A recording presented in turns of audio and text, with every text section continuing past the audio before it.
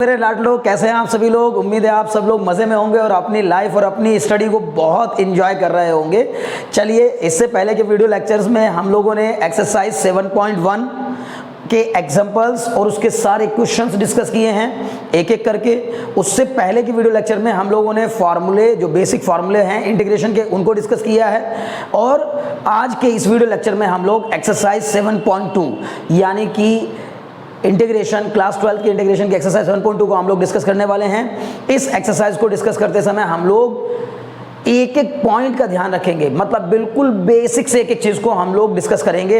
बिल्कुल बेसिक से एक एक क्वेश्चन को मैं आपको समझाने वाला हूं। अगर आप इस वीडियो लेक्चर पर ज़्यादा नहीं, बस 10 से 15 मिनट के लिए रुक गए तो आप झूम जाएंगे। आपको एहसास होगा कि हाँ, वाकई में मैथमेटिक्स भी कुछ चीज़ है, मज़ा आता है मैथमेटिक्स को पढ़ने में। अगर आपको वाकई में बिल्कुल बेसिक से चीज़ें पढ़नी है, एकदम एक एक स्टेप के साथ चीज़ें पढ़नी है, एक एक पॉइंट टू पॉइंट चीज़ पढ़नी है कि सर ये कैसे आया, क्यों आया, कहाँ से आया, तो फिर आप ही के लिए वीडियो लेक्चर सबसे ज़्यादा काम के हैं। तो मुझे पूरी उम्मीद है कि आप अंत तक इस वीडियो लेक्चर पर बने रहेंगे और अपनी पढ़ाई को एंजॉय करते रहेंगे। लेकिन एक शर्त है बच्चा, सबसे पहले आप लोग जो है वो एनसीईआरटी की किताब लेकर बैठिए, कॉपी लेकर बैठिए, पेन लेकर बैठिए। क्योंकि देखिए, बिना कुछ किए, बिना कुछ लिखे, बिना कुछ सॉल्व किए क्वेश्चन समझ में नहीं आते हैं। अगर आपको कोई ये कह रहा है कि बस आपको कुछ भी करने की जरूरत नहीं है, ना पेन लेना ना कॉपी लेनी है, बस एक वन शॉट देखिए और आपका हो जाएगा, ये समझ लीजिए बहुत बड़ा ढोंग और बहुत बड़ा भूल है कि आप किसी एक पर्टिकुलर लेक्चर को 1 घंटे 1.5 घंटे में पूरा इंटीग्रेशन निपटा करके बैठ जाइए। होने वाला कुछ नहीं है। सबसे ज़्यादा जरूरी है कि आप बैठिए, पेशेंस रखिए, पढ़ाई को पढ़ाई के तरीके से करिए, ध्यान लगाकर पढ़िए। तो चलिए, आज की जितनी बातें होनी थी वो खत्म, शुरू करते हैं आज के क्वेश्चंस। उम्मीद है कि आप अब तक पढ़ाई के फेज में आ चुके होंगे, मूड बन चुका होगा पढ़ने का। तो चलिए शुरू करते हैं पहला क्वेश्चन। और पहले क्वेश्चन में हमसे कहा गया है कि इंटीग्रेट करिए। किसको इंटीग्रेट करने के लिए कहा गया है? जिसको हमें इंटीग्रेट करना होता है उसको हम आई मान लेते हैं। और पहले ही क्वेश्चन में 7.2 के क्वेश्चन नंबर 1 में दिया गया है 2x upon 1 plus x square, यानी कि मुझे इंटीग्रेट करना है 2x upon 1 plus x square को। तो मैंने आपको इससे पहले बताया था कि बच्चों, इंटीग्रेशन बाय सब्स्टिट्यूशन में करना क्या होता है। हमेशा उस क्वेश्चन में एक टर्म ऐसा दिखाई देगा आपको जिसको t मान लेने के बाद उसका डिफरेंशिएशन करने पर, है ना, जिस टर्म को हम t मानेंगे उसका डिफरेंशिएशन कर लेने पर बचा हुआ जो पार्ट है, यानी कि उस क्वेश्चन का जो बाकी रिमेनिंग पार्ट है, जिसको आपने t माना, उसके अलावा जो बचा हुआ पार्ट है वो गायब हो जाएगा, एलिमिनेट हो जाएगा। और सब्स्टिट्यूशन का मतलब भी यही होता है कि किसी एक को हटाइए और दूसरे को लाइए, यानी कुछ चीज़ें हमें यहाँ से हटाकर उनकी जगह किसी दूसरे को ले आना है, इसी को सब्स्टिट्यूशन कहते हैं। और पूरी एक्सरसाइज 7.2 इंटीग्रेशन बाय सब्स्टिट्यूशन से होने वाली है। उम्मीद है कि आप बात समझ गए होंगे। तो हमें अपनी पारखी नज़रों से इस क्वेश्चन में वो टर्म ढूंढना है जिसको t मान लेने से बाकी बचा हुआ जो टर्म है वो dt में चला जाए। ओके, तो आप जरा देखिए, इसमें ऐसा क्या लग रहा है कि जिसको t मानकर मैं डिफरेंशिएट करूं तो मुझे दिखाई दे रहा है कि सर 1 प्लस एक्स स्क्वायर को अगर मैं t मान लेता हूं, देखिए कैसे, like 1 plus x square is equal to t। तो फिर सर क्या होगा, 1 प्लस एक्स स्क्वायर को जब मैं डिफरेंशिएट करूंगा तो 1 का 0 और एक्स स्क्वायर का 2x इज इक्वल टू क्या हो जाएगा, dt बाई dx। तो ये हो जाएगा बच्चों 2x into dx is equal to dt। तो यहां से एक बात और कह सकते हैं कि ये देखिए सर, 2x इंटू dx, ये मिलकर जो है ना, ये जो 2x dx है, ये पूरा का पूरा जो टर्म है वो क्या बन गया, dt बन गया। तो इसका मतलब सब मैं कह सकता हूं यहां से कि हो जाएगा dt अपॉन ये जो 1 प्लस एक्स स्क्वायर है, इसको मैंने क्या मान लिया, t। आप चाहो तो इसको ऐसे भी लिख सकते हो 1 अपॉन t, और ये जो बचा हुआ टर्म है ये पूरा का पूरा क्या हो गया, dt। अब बताइए 1 अपॉन t का इंटीग्रेशन क्या होता है बच्चा लोग, log t होता है, ठीक है ना। 1 अपॉन t का integration log t। Okay, basic फॉर्मूले में सब बताए हुए हैं मैंने फॉर्मूले, ठीक है ना। तो बेसिक फॉर्मूले तो आपको आने ही चाहिए कम से कम। तो y is equal to log t plus C.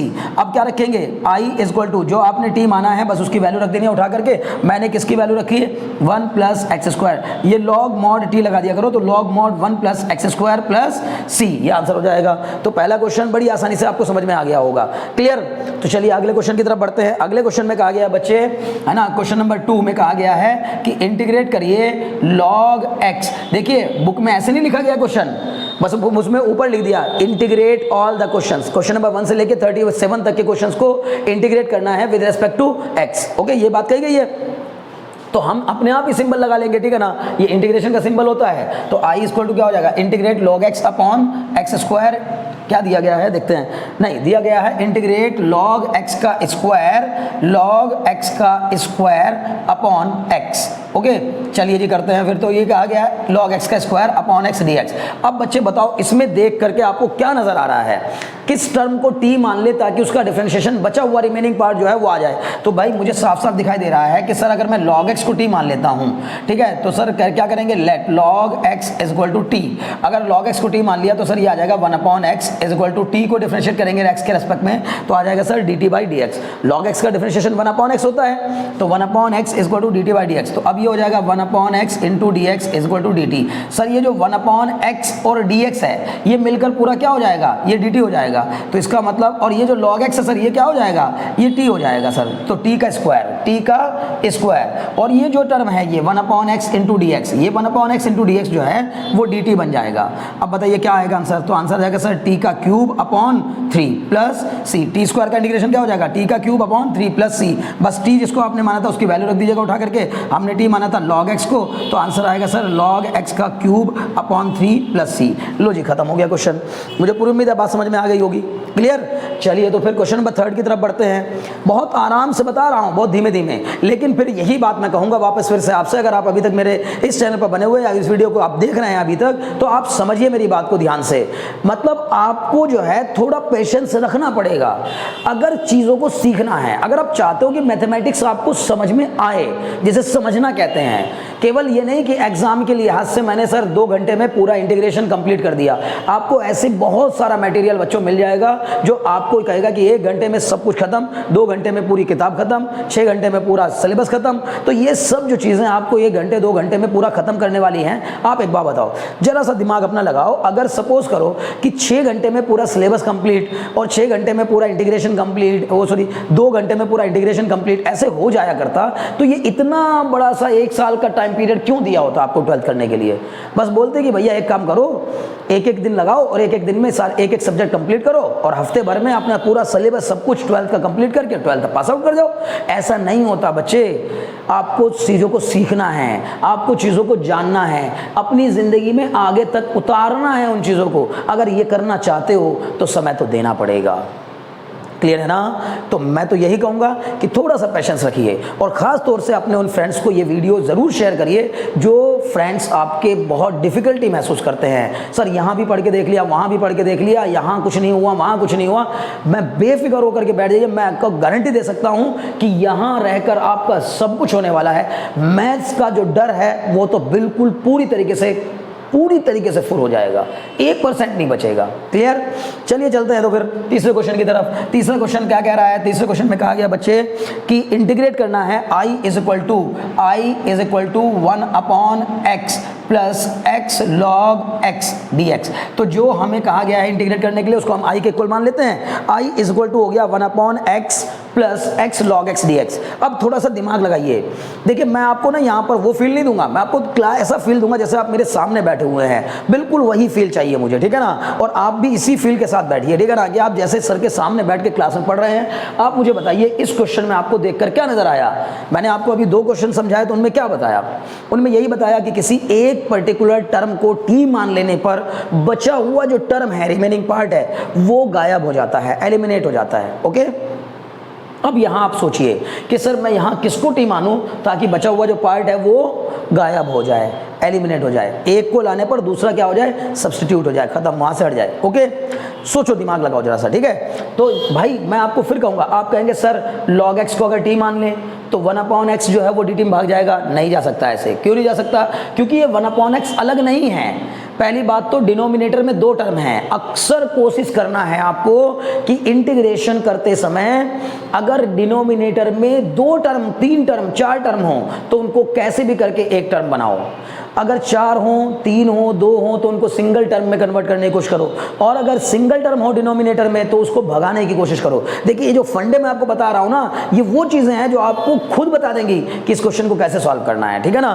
Question आपके कानों में आ करके बातें करने लगेंगे, आपको बताने लगेंगे कि क्वेश्चन को करना कैसे है। समझ रहे ना मेरी लाडलो।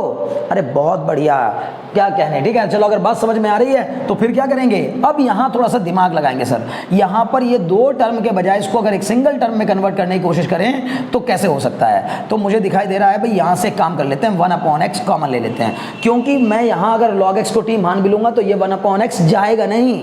क्यों नहीं जाएगा, क्योंकि ये इसके प्लस में लिखा हुआ है। हाँ अगर मल्टीप्लाई में लिखा होता तो चला जाता। अब देखो मेरे दिमाग ने क्या काम किया कि यहाँ से सर जल्दी से आप x कॉमन निकाल लीजिए। तो दोनों में से x कॉमन निकालिए तो यहाँ क्या बचा बच्चों 1 और यहाँ क्या बचा log x, तो आ जाएगा 1 + log x dx। अब ये हो जाएगा I = 1/x × 1 + log x dx। अब इसमें करना क्या होगा बताओ, इसमें करना क्या होगा। अब देखो, अब अगर मैं इस वाले टर्म को t मान लूँ, अब आपको ध्यान दिख रहा होगा, साफ साफ समझ में आ रहा होगा कि सर अगर मैं इस वाले टर्म को t मान लेता हूँ, इस वाले टर्म को, तो 1 का डिफरेंशिएशन तो हो जाएगा 0 और log x का हो जाएगा 1/x, और ये जो 1/x है और ये dx है मिल करके गायब हो जाएंगे। क्या कहने, मज़ा आ जाएगा। तो फिर मैंने क्या किया, लेट 1 + log x = t, और अगर 1 + log x को t माना तो 1 का 0 हो गया डिफरेंशिएशन, log x का हो गया सर 1/x = क्या हो जाएगा dt/dx। अब ये हो जाएगा 1/x × dx बराबर क्या हो जाएगा dt, यानी कि ये 1/x और ये dx मिलकर तो क्या बन गया dt बन गया। और सर जो बचा हुआ पार्ट है उसको मैंने क्या लिख दिया, उसको मैंने लिख दिया 1/t, ये जो टर्म है इसको लिख दिया t, ठीक है ना। तो 1/t और ये जो 1/x और ये dx है ये मिलकर क्या बन गया dt। अब बताओ 1/t dt क्या हो जाता है, ये हो जाता है sir log mod t + c। बस उठा करके आपको वैल्यू रख देनी है, किसकी वैल्यू रख देनी है, जिसको हमने t माना था। हमने किसको t माना था, हमने t माना था 1 + log x को, तो बच्चे ये आ जाएगा log mod 1 + x + c। Clear है ना। तो इतना तक आपको आराम से समझ में आ गया होगा। t की वैल्यू बस उठा करके जो आपने मानी थी, जैसे यहाँ पे ये t, तो इसको उठा करके यहाँ रख देना है, जो आपको अल्टीमेटली आंसर मिलेगा वो आपको दिखाई दे रहा होगा। ओके, तो ये जो c है ये लिखना बिल्कुल भी नहीं बोलेंगे, क्योंकि कांस्टेंट ऑफ इंटीग्रेशन के बगैर ये क्वेश्चंस अधूरे रह जाते हैं। आपको सबसे लास्ट में जब इंटीग्रेट कर लेते हैं आप कंप्लीटली, तो +c लिखना बिल्कुल जरूरी होता है। ओके, जब तक कि हम इंडेफिनिट इंटीग्रेशन पढ़ रहे हैं। जैसे ही डेफिनिट इंटीग्रेशन में जाएंगे तो इसको भी भूल जाएंगे, ठीक है ना। तो ये c गायब हो जाएगा। चलिए फिर अगले क्वेश्चन की तरफ बढ़ते हैं, ठीक है ना। तो क्वेश्चन नंबर 3 हो गया। अब आते हैं जी क्वेश्चन नंबर 4 की तरफ, ठीक है। तो आप अगर इन क्वेश्चंस को नोट डाउन भी करना चाहते हैं तो आराम से वीडियो को पॉज करिए और क्वेश्चन को नोट डाउन करिए, कोई समस्या वाली बात नहीं है। बच्चे अपने फायदे के लिए पढ़ रहे हो, अपने लिए पढ़ रहे हो, अपने हिसाब से पढ़ो, दूसरे के हिसाब से मत पढ़ो, दिमाग लगा करके पढ़ो, ठीक है ना। किसी भी तरह की कोई डिफिकल्टी महसूस मत करो। चलिए आते हैं क्वेश्चन नंबर 4 की ओर। तो क्वेश्चन नंबर 4 में क्या कहा गया है, क्वेश्चन नंबर 4 में कहा गया है sin x × sin of cos x dx।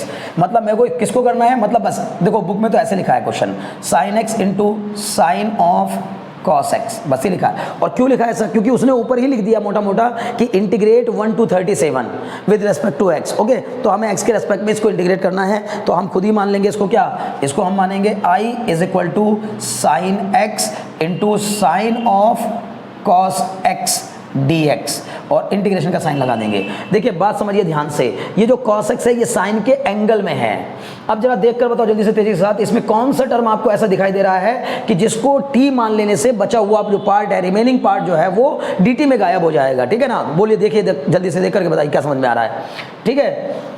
उम्मीद है समझ पा रहे होंगे, बहुत आसान है, डरिएगा नहीं।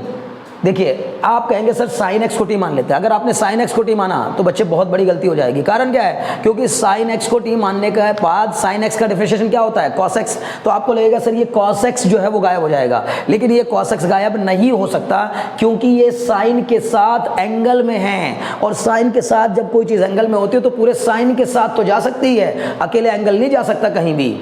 बोलो बात समझ में आ रही है कि नहीं। ओके, तो चलिए फिर ठीक है, यहाँ दिमाग लगाते हैं। sin x × sin of cos x dx दिया गया है, तो फिर सर sin x को तो मान नहीं सकते, तो इसको तो देखो ना, इसको भी तो मान सकते हैं। और एक सबसे बड़ा फायदा क्या मिलेगा इसको मान लेने से, sin t बन जाएगा, sin t, और sin t का इंटीग्रेशन आसान हो जाएगा हमारे लिए। समझ पा रहे हो ना। तो जो यहाँ पर इस टर्म में जो cos x दिख रहा है ना, यही कल्प्रिट है, यही आपको दिक्कत कर रहा है, तो इसको उठाइए और भगा दीजिए। तो हम क्या कहेंगे sir, late cos x = t। तो ये जो cos x है इसको मैंने t मान लिया। अब cos x का डिफरेंशिएशन क्या होता है, -sin x। गलती मत कर बैठना, sin x नहीं होता, -sin x होता है। तो -sin x = dt/dx। अब ये हो जाएगा बच्चों sin x × dx = dt। अब देखिए यहाँ से अगर आप चाहो तो ऐसे भी लिख सकते हो, sin x × dx = -dt, यानी कि ये sin x और ये dx मिलकर क्या बन जाएंगे, -dt। और क्वेश्चन का रूप कुछ ऐसा हो जाएगा, देखिए ये जो साइन था ये नहीं गायब हुआ, साइन इसकी जगह क्या आ जाएगा टी, तो ये मैंने लिख दिया साइन टी, और ये जो साइन एक्स और ये डी एक्स है ये मिलकर क्या हो गया माइनस डी टी। अब चाहो तो इस माइनस को भी बाहर निकाल दो, तो आपका ये आ जाएगा माइनस का साइन टी डी टी। अब आप बताइए क्या आएगा, आई इक्वल टू माइनस बाहर रखेंगे, साइन टी का इंटीग्रेशन, साइन टी का इंटीग्रेशन, साइन का इंटीग्रेशन माइनस में होता है, पता है ना ये बात, तो साइन टी का इंटीग्रेशन आ जाएगा माइनस का कॉस टी, माइनस का कॉस टी। ओके, अब माइनस कॉस टी आ गया, प्लस सी लिख दीजिएगा। तो अब बताइए क्या लिखेंगे, आई इज इक्वल टू, चलिए यहाँ लिख देता हूँ, आई इज इक्वल टू, अब ये माइनस माइनस मिलके क्या हो जाएगा प्लस का कॉस टी प्लस सी, तो आई इज इक्वल टू आपका बन जाएगा कॉस टी, टी की वैल्यू बताइए कितनी है, टी मैंने किसको माना है कॉस एक्स को माना है, तो ये आ जाएगा cos of cos x, cos of cos x plus c, बस यही आंसर है, ठीक है ना। मुझे पूरी उम्मीद है कि आपको बात समझ में आ गई होगी, ये क्वेश्चन भी आपको पूरा एकदम इजीली समझ में आ गया होगा, ठीक है ना। चलिए तो आगे बढ़ते हैं क्वेश्चन नंबर 5 की ओर, ठीक है, क्वेश्चन नंबर 5 की ओर बढ़ते हैं। क्वेश्चन नंबर 5 में क्या दिया गया है, उसमें कुछ अलग सा दिया है थोड़ा सा, लेकिन डरने की ज़रूरत नहीं है। चलिए क्वेश्चन नंबर 3, 4 को भी मैं क्या कर देता हूँ, यहाँ से इरेज कर देता हूँ, अगर आपको नोट डाउन करना है तो आप वीडियो को पॉज करके नोट कर सकते हैं। ओके चलिए ठीक है, तो अब क्या करेंगे हम लोग, क्वेश्चन नंबर 5 करेंगे। क्वेश्चन नंबर 5 में कहा गया है I is equal to sine of a x plus b, और इनटू में दिया गया है cos of a x plus b d x. बोलो बात समझ में आ रही कि नहीं, ऐसा कुछ दिया ना, हाँ जी यही दिया है, sine of a x plus b into cos of a x plus b d x, इसको मुझे इंटीग्रेट करना है, ठीक है। अब इसको इंटीग्रेट करने के लिए क्या करूंगा, फिर दिमाग लगाऊंगा भाई, किसी एक को टी मानो, बाकी बचा हुआ टर्म डी में चल जाएगा। अब बड़ा आसान है, आपका जब मन करे जिसको मन करे मान सकते हैं आप, कारण यह है क्योंकि साइन का डिफरेंशिएशन क्या होता है कॉस, और कॉस का डिफरेंशिएशन क्या होता है माइनस साइन, यानी कि अब की बार इतना मजे का क्वेश्चन है कि चाहे आप इसको टी मान लो चाहे आप इसको टी मान लो, दोनों में से किसी को भी टी मानोगे तो एक को टी मान लेने पर बाकी बचा हुआ टर्म एलिमिनेट हो जाएगा, आसानी से गायब हो जाएगा। क्लियर है ना, बात समझ पा रहे हैं। चलिए तो फिर अब किसको टी माना जाए, चलिए मैं साइन को टी मानता हूं, let sine of a x plus b is equal to t, और अगर sine of a x plus b is equal to t है तो बताइए sine a x plus b का डिफरेंशिएशन क्या होगा, तो sine a x plus b का डिफरेंशिएशन हो जाएगा sir cos of a x plus b into a, भूलिएगा नहीं, दिमाग लगाइएगा, डिफरेंशिएशन कर रहे हैं, जिसको टी मानते हैं उसका डिफरेंशिएशन करते हैं। तो sine of a x plus b को जब हमने डिफरेंशिएट किया तो वो आया cos a x plus b, लेकिन ये ए एक्स प्लस बी को फिर से करना होगा ना, चेन रूल लगा रहे हैं, डिफरेंशिएशन का चेन रूल, तो sine of a x plus b का differentiation cos of a x plus b, और ये जो ए एक्स प्लस बी है इसका डिफरेंशिएशन ए आ गया, बोलो आया कि नहीं आया, बात समझ में आ गई। ए इज इक्वल टू क्या हो जाएगा बच्चे, d t by d x हो जाएगा। क्लियर, अब देखिए ये क्या हो जाएगा, cos of a x plus b into a cos of a x plus b into d x is equal to कितना हो जाएगा डी टी। अब यहाँ से मैं क्या लिख सकता हूँ, cos of a x plus b d x is equal to d t by a, बोलो बात समझ में आ रही कि नहीं। यानी कि जो cos of a x plus b और डी एक्स है ये मिलाकर पूरा पूरा क्या बन जाएगा, ये बन जाएगा डी टी अपॉन ए, और ये जो साइन के साथ ये लिखा हुआ टर्म है, ये जो पूरा पूरा टर्म है ये क्या बन जाएगा, ये टी बन जाएगा सर, एकदम आसान हो गया। तो फिर क्वेश्चन बदल कर क्या हो जाएगा, मैंने साइन एक्स प्लस बी पूरे को माना था टी, तो ये तो हो गया टी, और ये पूरा का पूरा जो है वो क्या बन गया, डी टी अपॉन ए, तो ये आ गया आपका डी टी अपॉन ए। अब इस ए को हम क्या कर सकते हैं, बाहर निकाल लेंगे कांस्टेंट समझकर, और ये आ जाएगा क्या, टी डी टी।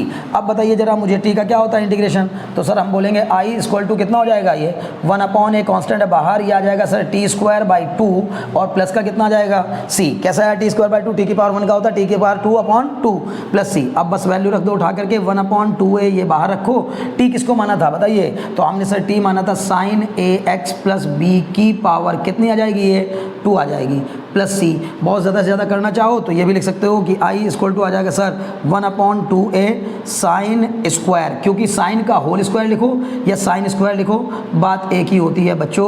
तो मुझे पूरी उम्मीद है कि आपको ये क्वेश्चन भी बड़ी आसानी से समझ में आ गया होगा, आपने एकदम मज़े के साथ इस क्वेश्चन को भी सीख लिया होगा, बोलो बात समझ में आ रही है। अरे फिर अगर समझ में आ रहा है तो फिर एक लाइक तो बनता है ना बच्चे, तो तुरंत लाइक मारिए, तुरंत सब्सक्राइब करिए अगर आपने अभी तक चैनल को सब्सक्राइब नहीं किया है, और सब्सक्राइब कर रखा है और आप वीडियो को लाइक भी कर चुके हैं, तो बच्चे फिर आपका काम बनता है कि आप अपने प्यार को दिखाते हुए इस वीडियो को शेयर करिए अपने उन फ्रेंड्स के बीच में जो फ्रेंड्स डिफ़िकल्टी महसूस कर रहे हैं। आपका कोई दोस्त आपके पास में रहता हो, आपके दूर रहता हो, आपके स्कूल में पढ़ता हो, आपकी यार रिश्तेदार कोई हो, आपका दूर दराज का कोई दोस्त हो, उन सबको आप इन वीडियोज़ को शेयर करिए ताकि उन लोगों तक ये वीडियोज़ पहुँच सकें जिन लोगों को वाकई में इनकी नीड है। समझ रहे हैं ना मेरी बात? चलिए तो फिर अगले क्वेश्चन की तरफ बढ़ते हैं। अगले क्वेश्चन में कहा गया है, क्वेश्चन नंबर 6 की बात कर रहे हैं हम लोग। क्वेश्चन नंबर 6 में कहा गया sir under root a x plus b को इंटीग्रेट करिए, तो आई इज इक्वल टू यह आ जाएगा under root a x plus b d x. चलो भाई इसको इंटीग्रेट करना है, तो इसको इंटीग्रेट करने के लिए क्या करना होगा? सबसे पहली बात हम किसी एक को टी मान लेंगे इसमें। अब इसमें कुछ ऐसा है ही नहीं कि इसको टी माने। अच्छा मैं बताना चाह रहा हूँ क्योंकि ए एक्स प्लस बी का डायरेक्ट अगर ये केवल होता ए एक्स प्लस बी, रूट ना होता इसके ऊपर तो बड़े आराम से हो जाता, लेकिन रूट के अंदर लिखा है तो अब हमें रूट के अंदर लिखे हुए टर्म का इंटीग्रेशन करना हो। अगर ये वैसे भी होता मान लीजिए ए एक्स प्लस बी, तो मैं इसको लिख देता ए एक्स प्लस बी की पावर 1/2। अभी भी यही कर सकते हैं, बट फिर भी मैं आपको एक बार बता दूं कि ये ए जो है वो अपॉन में कैसे आया। नहीं तो मैं डायरेक्ट लिख सकता था इसका फॉर्मूला ए एक्स प्लस बी की पावर 1/2 लिख करके उसका इंटीग्रेशन डायरेक्ट होगा ए एक्स प्लस बी की पावर 3/2 अपॉन 3/2, और फिर वो जो ए मल्टीप्लाई में है ना एक्स के, वो डिवाइड में आ जाएगा बस।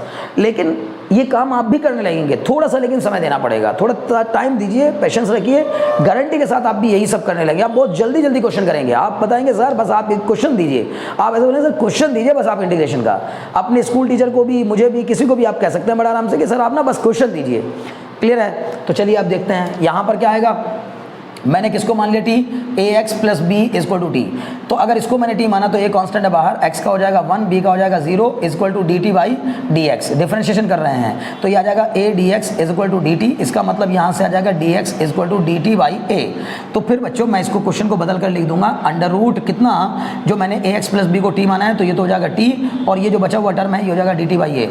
अब बच्चों ये क्या आ जाएगा? 1 अपॉन ए कांस्टेंट है बाहर रख लेंगे, टी की पावर ये आ जाएगा 1/2 और ये हो जाएगा यहाँ डी टी। क्लियर है? मैंने रूट टी को क्या लिख दिया? टी की पावर 1/2। तो अब आई इक्वल टू क्या हो जाएगा? 1 अपॉन ए टी की पावर 3/2 अपॉन 3/2 प्लस सी। कैसे आया? समझ में आ रहा होगा। टी की पावर 1/2 में मैंने फॉर्मूला लगा दिया एक्स की पावर n वाला, एक्स की power n equal to x की पावर n+1 अपॉन n+1। सबसे पहला फॉर्मूला लगाया क्योंकि मैंने वादा किया था कि मैं एकदम बेसिक से बताऊंगा, एक एक पॉइंट बताऊंगा, एक एक चीज़ बताऊंगा, कहाँ से कोई चीज़ कैसे आ रही है, सब कुछ बताऊंगा। इसलिए मैं आपको ये सब आसान चीज़ें भी बता रहा हूँ। तो ये जो 3/2 है इसको ऊपर ले जाकर मैं लिख सकता हूँ 2 अपॉन 3a, और ये बन जाएगा टी की पावर 3/2। अब टी मैंने किसको माना था? तो टी मैंने माना था सर ए एक्स प्लस बी को, तो ये बन जाएगा ए एक्स प्लस बी की पावर 3/2 प्लस सी। मुझे उम्मीद है कि आपको बात समझ में आ गई होगी। अगर आपको बात समझ में आ रही है तो आप जान गए होंगे कि आई इक्वल टू आंसर क्या आएगा? 2 अपॉन 3a ए एक्स प्लस बी की पावर 3/2 प्लस सी। बात समझ में आ गई? यही आंसर है आपका। चलिए ठीक है, तो अगले क्वेश्चन की तरफ बढ़ते हैं। ठीक, 1 सेकंड का समय दीजिए बस।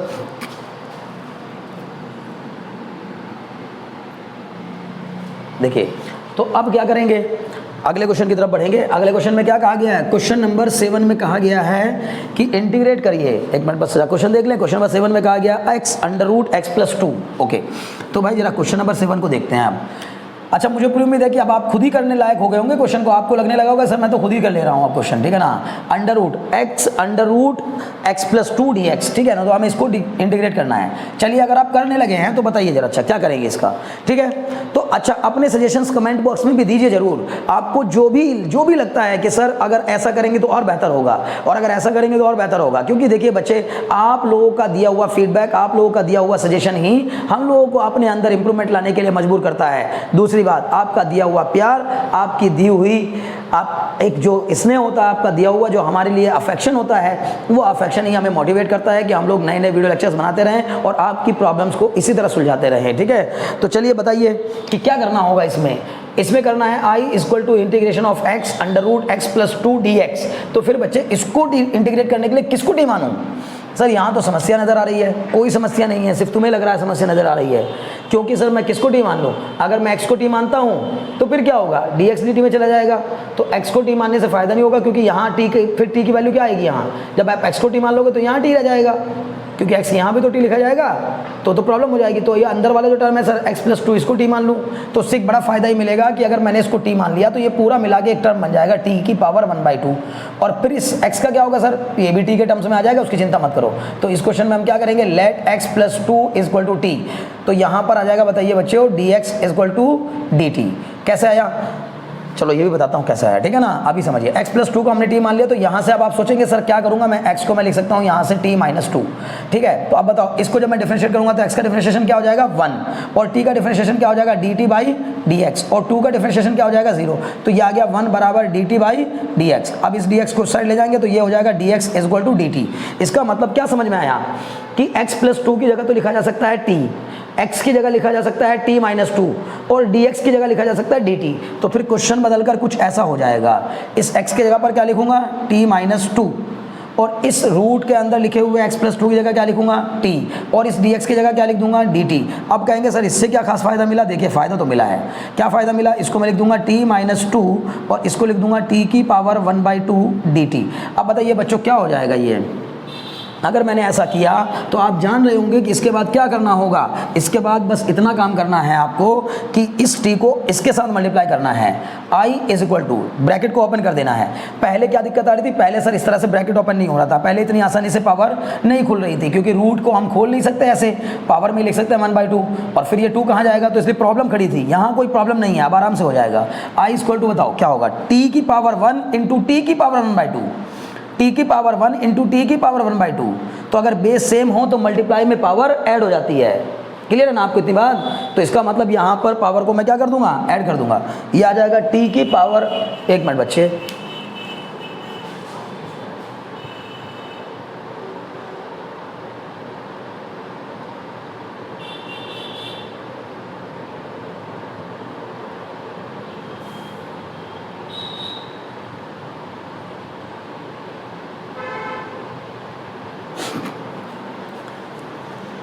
चलिए देखिए, तो यहाँ मैं क्या कर दूंगा, t की पावर, t को t की पावर 1/2 में मल्टीप्लाई करूँगा तो ये आएगा t की पावर 3/2।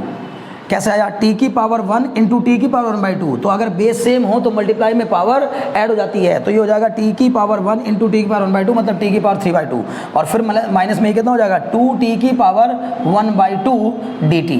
बात समझ में आ रही है। चलो जी आ गई, तो अब आगे बढ़ जाओ, i इक्वल टू ये कितना हो जाएगा t की पावर, अब इसको इंटीग्रेट कर दिए, बस कैसे किया समझ तो आ रहा है ना। ओके, तो बताओ t की पावर 3/2 को इंटीग्रेट करिए, क्या आएगा, t की power 3/2 plus 1 upon 3/2 plus 1 minus 2 t की पावर 1/2 प्लस 1 अपॉन 1/2 प्लस 1, फिर प्लस में क्या लिख देंगे c। तो i इक्वल टू आपको आंसर मिलेगा 3/2 प्लस 1 होता है 5/2 अपॉन में 3/2 प्लस 1 होता है 5/2 माइनस 2 t की पावर 1/2 प्लस 1 होता है 3/2 अपॉन में 3/2 और ये प्लस में c। तो i इक्वल टू ये हो जाएगा बच्चे 2/5 t की पावर 5/2 माइनस ये हो जाएगा 4/3 t की पावर 3/2 प्लस c। उम्मीद है बात समझ में आ रही होगी, ठीक है। चलिए देखिए, तो 2/5 t के पावर, मतलब कैसे हुआ, ये 2 ऊपर चला गया, ये वाला 2 ऊपर चला गया, जब ये 2 इसके ऊपर में मल्टीप्लाई में गया तो 2 2 4 हो गया, तो 4/3 t की पावर 3/2 प्लस c। अब किसको हमने t माना था, सर हमने t माना है x प्लस 2 को, तो बस उठा के वैल्यू रख दीजिए, तो ये आ जाएगा 2/5 t की जगह पर मैंने क्या रख दिया वैल्यू, x प्लस 2 की पावर कितना 5/2, फिर माइनस 4/3 की पावर, 4/3 को बाहर, t की पावर कितना x प्लस 2 की पावर 3/2 प्लस c। यही आंसर है क्वेश्चन नंबर 7 का। मुझे पूरी उम्मीद है बात समझ में आ गई होगी। चलिए क्वेश्चन नंबर 8 की तरफ बढ़ते हैं, ठीक है ना। आप थोड़ा सा बच्चे तेज़ी से चलेंगे, ठीक है ना, तो थोड़ा तेज़ी से चलेंगे, इसका मतलब आपको बहुत ध्यान से देखना होगा कि आखिर किसको t मानना है और कैसे सॉल्व करना है, ठीक है। जल्दीबाजी कुछ नहीं करनी है, थोड़ा सा ध्यान लगा करके बस चीज़ों को समझना है, ठीक। क्वेश्चन नंबर 8, क्वेश्चन नंबर 8 क्या कहता है, क्वेश्चन नंबर 8 में कहा गया है i इज इक्वल टू, मतलब मुझे इंटीग्रेट करना है किसको, x under root 1 plus 2x square dx। Okay, यही तो करना है, तो चलिए इसको करते हैं, इसमें कौन सी बड़ी बात है। तो सर थोड़ा सा ध्यान लगाइए, बताइए किसको t मानूं, ठीक है, बताओ किसको t मान लूँ यहाँ पर, 1 प्लस 2x स्क्वायर को t मान लूँ तो फायदा क्या मिलेगा। सर रूट के अंदर जो लिखा हुआ टर्म है, अभी तो आपने बताया था 2 मिनट पहले कि रूट के अंदर बड़ी सी चीज़ लिखी हो, अगर उसको t मान लेने से ऐसा हो जाए कि वो सिंगल टर्म में कन्वर्ट हो जाए तो फिर हमारे लिए मज़ा है, ठीक है ना। समझ में आ रही बात, ठीक, बस एक सेकेंड। ओके, तो कहने का मतलब यह है कि अगर रूट के अंदर लिखा हुआ जो टर्म है ना, अगर वो बड़ा सा टर्म सिंगल टर्म बन जाए तो मज़ा आ जाएगा ना भाई, आसान सा हो जाएगा थोड़ा सा, और उसको मानने से कुछ फ़ायदा भी मिल रहा होगा, क्योंकि सर एक्स स्क्वायर का डिफरेंशिएशन क्या होता है 2x, इसका मतलब x आने लगेगा। बार बार ये कह रहा हूँ कि मैं आपको ऐसे नहीं पढ़ा रहा हूँ कि बस मुझे क्वेश्चन सॉल्व कराना है, मैं आपको ऐसे पढ़ा रहा हूँ कि आप कैसे सोचेंगे। आपको एज ए स्टूडेंट पढ़ा रहा हूँ कि स्टूडेंट कैसे सोचकर क्वेश्चन सॉल्व कर सकता है, किस तरह से आपका दिमाग काम करेगा, कैसे आप सोचेंगे इस बात को, ठीक है। तो अब देखिए जरा सोचते हैं, अब क्या होगा, लेट कर लिया हमने कितना 1 + 2x² = t। 1 + 2x² को अगर t मान लिया तो 1 का हो जाएगा 0, 2 कांस्टेंट है बाहर रखो, x² का डिफरेंशिएशन हो जाएगा 2x = dt/dx। अब ये बन जाएगा बच्चे 4x = dt/dx। अब इसको मैं लिख सकता हूँ 4x dx = dt। बोलो बात समझ में आई कि नहीं। तो x dx = क्या आ जाएगा, dt/4, यानी ये x और ये dx का मल्टीप्लाई करने पर क्या आएगा, dt/4 आ जाएगा। तो फिर क्वेश्चन कुछ ऐसा बदल जाएगा, ये x और ये dx तो बदल के हो गए dt/4 और रूट के अंदर लिखा हुआ टर्म हो गया √t, तो ये आ गया √t × dt/4। अब क्या करेंगे, i = जरा सा ध्यान लगाइएगा, बस 1/4 को कांस्टेंट समझकर बाहर निकाल लो, ठीक है ना। देखिए i = 1/4 को कांस्टेंट समझ के बाहर निकाल लो, ये अंदर रह जाएगा t की पावर 1/2 dt, मतलब रूट को लिख सकते हैं t की पावर 1/2। ये तो कई बार बता चुका हूं मैं आपको कि रूट के अंदर लिखा हो कोई भी टर्म हो तो हम रूट को पावर में बदलना चाहें तो पावर को क्या लिखते हैं, 1/2। तो t की पावर 1/2 का इंटीग्रेशन करिए, क्या आएगा, t की पावर 3/2/3/2, क्लियर है, प्लस c आ जाएगा। अब ये 3/2 ऊपर जाके क्या हो जाएगा 2/3, और ये 4 पहले से ही था ये वाला, इनटू में कितना हो जाएगा t की पावर 3/2 प्लस c। अब इस 2 से इसको कटा दीजिएगा तो ये आ जाएगा बच्चे 1/6, 3 2 जा 6, t की पावर 3/2 प्लस c, यानी अल्टीमेटली आंसर आया 1/6। अब t हमने किसको माना था, सर हमने t माना था 1 + 2x² को, तो ये हो जाएगा 1 + 2x² की पावर 3/2 प्लस c। यही मेरा आंसर है, i = इतना, ये जो दिया गया है ये आंसर आपका। बोलो बात समझ में आ रही कि नहीं, क्लियर हो रहा है एकदम मजे के साथ, वेरी गुड, क्या कहना है, मजा आ रहा है, तब तो चलिए आगे बढ़ते हैं, ठीक है ना। तो क्वेश्चन नंबर 9 को देखते हैं। क्वेश्चन नंबर 9 में क्या कहा गया है, क्वेश्चन नंबर 9 में कहा गया है इंटीग्रेट करिए 4x + 2, ठीक है ना। देखिए क्वेश्चन नंबर 9 को करने की कोशिश करते हैं। क्वेश्चन नंबर 9 में कहा गया है i = 4x + 2 अंडर रूट, कितना दिया है रूट के अंदर, x² + x, x² + x + 1 dx, ये कहा गया है, ठीक है। तो अब इसको इंटीग्रेट करने के लिए ये भी इसके मल्टीप्लाई में है पूरा, ठीक, 4x + 2 ब्रैकेट के अंदर है अंडर रूट x² + x + 1। अब किसको टी माने, सोच कर बताओ किसको टी माने। सर अगर मैं रूट के अंदर, अभी आपने बताया था सर कि रूट के अंदर अगर बड़े से टर्म लिखे हों और उसको टी मान लेने से बेनिफिट मिल रहा हो तो फौरन उसको टी मान लेना चाहिए, एकदम उसको टी मानने में बिल्कुल भी संकोच नहीं करना चाहिए। तो देखिए अगर मैं इसको टी मानता हूं तो पहले से दिमाग में हम डिफरेंशिएशन करके पहले पता लगा लेते हैं कि मानने से फायदा होगा या नहीं होगा, x² + x + 1 को टी मानने से फायदा होगा या नहीं होगा, ये भी पता लगाना जरूरी है। तो हमने x² + x + 1 को अगर टी माना तो x² का आएगा 2x और इस वाले x का आएगा 1, तो 2x + 1 आएगा और 1 का 0 हो जाएगा, तो 2x + 1। पर यहां पर तो सर 4x + 2 है, तो क्या समझ में आया, कुछ खेल हो रहा है ना, क्या चालाकी कर रहे हो भाई, ये कहते हैं, ठीक है ना, ये कहते हैं हम क्या कि ये चालाकी क्या कर रहा है, 2x + 1 का डबल दे रखा है हमको, 2x + 1 का डबल, तो इसमें कौन सा बड़ा काम कर दिया, हम 2 कॉमन ले लेते हैं पहले ही। तो हमने इस क्वेश्चन को बदलकर पहले ही यहाँ क्या कर लिया, 2 कॉमन ले लिया, ठीक है ना, यहाँ पर ये था तो 2 कॉमन लिया, तो ये बचेगा यहाँ पर क्या बचे 2x + 1 और अंडर रूट में क्या हो जाएगा x² + x + 1 dx। अब जरा बताइए इसको टी मान लेने से, देख रहे हो बस थोड़ा सा खेल करता है कि यार 2x + 1 आना था, आपको लगा कि यार इसको डिफरेंशिएट करने पर तो 2x + 1 आ रहा है, उसने 4x + 2 कर दिया। आपको चिंता नहीं करनी है, 2 कॉमन निकाल के उसको 2x + 1 बना लो, उसमें कौन सी बड़ी बात है, ठीक है ना। तो इसका मतलब है कि अब मैं इसको क्या कर लूंगा, t मान लूंगा, लेट x² + x + 1 = t, तो ये हो जाएगा 2x + 1 = dt/dx, और फिर ये हो जाएगा क्योंकि x का स्क्वायर का 2x, x का 1 और 1 का 0, तो ये हो जाएगा बच्चे 2x + 1 इनटू में dx = dt। अब ये क्या हो जाएगा, यानी कि ये जो 2x + 1 है ये और ये dx, ये मिलके तो हो गया dt, और ये रूट के अंदर लिखा हुआ टर्म हो गया √t, तो ये आ जाएगा आपका इंटीग्रेशन ऑफ 2, ये 2 तो रहेगा और ये √t भी रहेगा यहाँ √t, और ये दोनों मिलकर गायब हो जाएंगे और क्या बन जाएगा dt। अब 2 को बाहर रख लो, t की पावर 1/2, इसको लिख लो t की पावर 1/2 dt। अब बताओ जरा मुझे क्या होता है, i = 2 कांस्टेंट है बाहर, t की पावर 1/2 को होता है t की पावर 3/2/3/2 प्लस c। इसका मतलब अल्टीमेटली आंसर क्या आ गया, i = 2 इंटू 2/3 इंटू में t की पावर 3/2 प्लस c। इसका मतलब i = आ गया आपका 4/3 t की पावर 3/2 प्लस c। टी की पावर 3/2 प्लस सी। अब आई आपने टी किसको माना था? आपने टी माना था अंडर रूट के अंदर लिखे हुए टर्म को, यानी कि इसको x square plus x plus 1 को 4/3 ये हो जाएगा x square plus x plus 1 की पावर 3/2 प्लस सी। यही आंसर है। समझ में आ रही है बात ना? बोलो क्लियर हो रहा है? बहुत अच्छे, ठीक है ना। अगर आपको इतनी बात समझ में आ रही है तो फिर क्या ही कहने, फिर तो पूरी एक्सरसाइज समझ में आ जाएगी, कुछ नहीं है एक्सरसाइज में, ठीक है ना। तो चलिए क्वेश्चन नंबर 10 की ओर चलते हैं। क्वेश्चन नंबर 10 में क्या कहा गया है? क्वेश्चन नंबर 10 में कहा गया है कि इंटीग्रेट करिए 1/x माइनस रूट एक्स को, है ना, 1/x minus root x. Question number 10 है ये बच्चे, ये हो जाएगा I is equal to 1/x minus root x d x. तो इसके लिए मैं क्या करूँगा? इसके लिए मैं 1/, देखिए अब समस्या ये है कि सर इसमें किसको टी मानूं? हर बार वही चल रहा है कि सर सब्स्टिट्यूशन चल रहा है, तो फिर टी माने किसको? अगर x को टी मान लेता हूँ कोई फ़ायदा नहीं है, क्योंकि x को टी मान लेने से बचा हुआ टर्म dt में नहीं जा रहा है। सर अगर रूट x को टी मान लेता हूँ कोई फ़ायदा नहीं है, तो सब बड़ी समस्या है। तो फिर सर किसको टी मानना है आपकी बार किसको टी मानना है? अरे तो बचाओ ना बच्चों, किसको टी मानना है आपकी बार? समझ रहे हो ना? ओके, अगर समझ पाते हो तो कमेंट में लिख दिया करो कि सर समझ में एक एक चीज़ आ रही होती है। आप निश्चिंत रहिए, आप निश्चिंत होकर के पढ़ाइए, हमें एक एक चीज़ समझ में आ रही है। अगर आपको समझ में आ रही है तो भाई मज़े करते रहिए और अपना प्यार बरसाते रहिए। जितने हो सके मैक्सिमम से मैक्सिमम कमेंट करिए और लोगों में शेयर करिए चीज़ों को, ठीक है।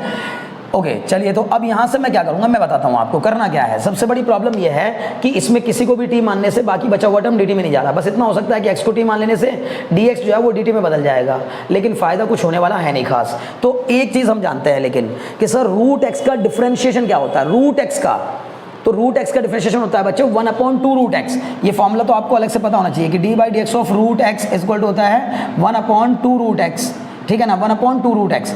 अच्छा जी, ठीक है। अगर मैंने इस रूट x को टी मान लिया सर तो डिफरेंशिएट करके बड़ा अजीब सा आ जाएगा। अगर इसको मान लूँ तो सर वो तो फिर dx ही केवल dt में बदल पाएगा। तो नहीं, इसका मतलब कुछ मैनिपुलेशन करना पड़ेगा, मतलब कुछ टेक्निक लगानी पड़ेगी। कभी कभी ऐसा होता है ना कि सीधी उंगली से घी नहीं निकलता, तो फिर उंगली को थोड़ा टेढ़ा करना पड़ता है, समझ रहे हो ना। तो बस थोड़ी सी टेढ़ी कर लीजिए उंगली, क्या दिक्कत है। अभी तक पूरी जो है ना सीधी उंगली से घी निकल रहा था बड़े आराम से, लेकिन इस क्वेश्चन में बड़ा सीधी उंगली से घी नहीं निकल रहा है, तो थोड़ी सी उंगली को टेढ़ा करना पड़ेगा। तो टेढ़ा करके निकाल लेते हैं। चलिए, तो अब क्या होगा, यहाँ पर 1/√x कॉमन लेंगे। देखिए मैं इन दोनों में से रूट x कॉमन ले लूँगा। रूट x कॉमन है इसमें क्योंकि ये रूट x का स्क्वायर है और यहाँ रूट x है, तो यहाँ क्या बचेगा बच्चों? Root x minus 1 dx। अब जरा बताओ क्या होगा? I इक्वल टू, अब दिख रहा है, अब मुझे ये सब करने की जरूरत नहीं है, मुझे दिखाई दे गया। देखो अब क्या दिखाई दे गया मुझे कि रूट x का डिफरेंशिएशन क्या होता है? 1/2 रूट x। तो अगर मैं इसको t मान लूँगा, इसको ध्यान समझिएगा इस पूरे को, तो फ़ायदा ये मिलेगा कि ब्रैकेट में जो बड़ा सा टर्म लिखा है ये एक अकेला t बन जाएगा, और उसको t मानने से ये जो टर्म है ये dt में चला जाएगा। तो भाई वाह, मज़ा आ गया। तो हम क्या कहेंगे? Root x minus 1 is equal to t. अब इसको डिफरेंशिएट करिए तो इसका आएगा बच्चों 1/2 root x minus 0 is equal to dt by dx differentiation. तो ये हो जाएगा 1/2 root x dx is equal to dt।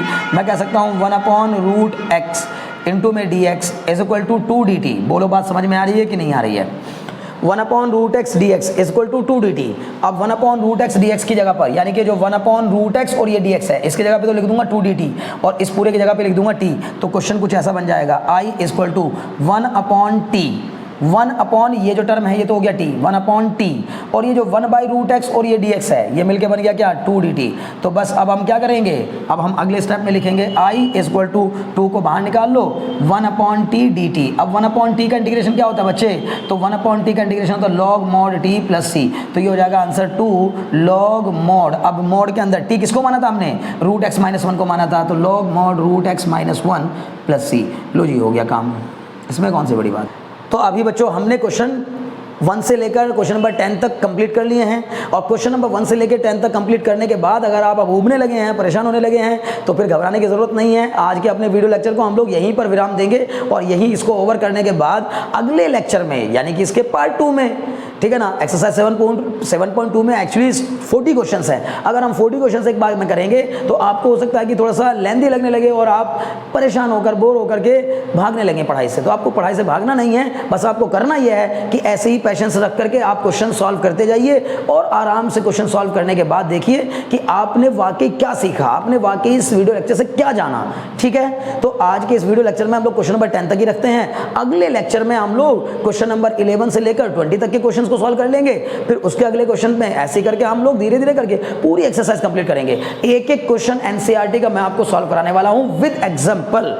ना तो एग्जांपल छूटेंगे ना क्वेश्चंस छूटेंगे। आप ये समझ लीजिए कि आपका मैथमेटिक्स का एक भी क्वेश्चन नहीं छूटने वाला है। और आने वाले बोर्ड के लिए तैयार हो जाइए कि सर 95 के ऊपर लाना है, बल्कि 100 आउट ऑफ 100 लाना है। मैथ्स में 100 आउट ऑफ 100 भी आ सकता है। ओके, मुझे उम्मीद है कि आपने आज के वीडियो लेक्चर को एंजॉय किया होगा। अगर अभी तक चैनल को सब्सक्राइब नहीं किया तो चैनल को सब्सक्राइब कर दीजिए और बेल आइकन दबा दीजिए ताकि आपको हमारी आने वाली सभी वीडियोज़ का नोटिफिकेशन भी मिलता रहे। चलिए अगले वीडियो के लिए इंतजार करिए, तब तक के लिए धन्यवाद।